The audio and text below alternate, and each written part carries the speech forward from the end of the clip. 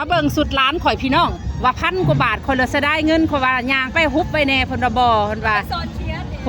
เสียไปสอนแล้วก็สอนเขียนได้เลยเสียไปสอนเขียดในมือแรงสุเจ้าเอาไปสอนเขียดผู้บ่าวสิบ่ไล่เป็นเสซะบ่แบบนี้ฮะเขาสิบ๊อบหรือเขาสิไล่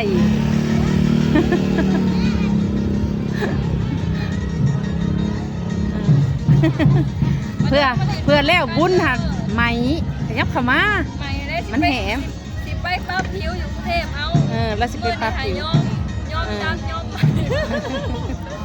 เต็มที่เลยมื้อนี้ย้อมดำสไตล์ย้อมเลยป้า1,000 กว่าบาทได้ซ้ำนี่เนาะเบิ้งทางหลังหาปีนมา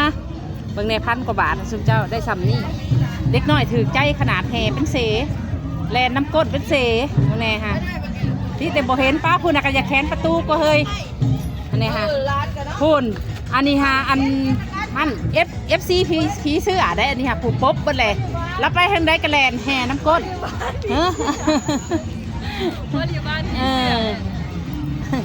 ไปนั่งผีเสื้อ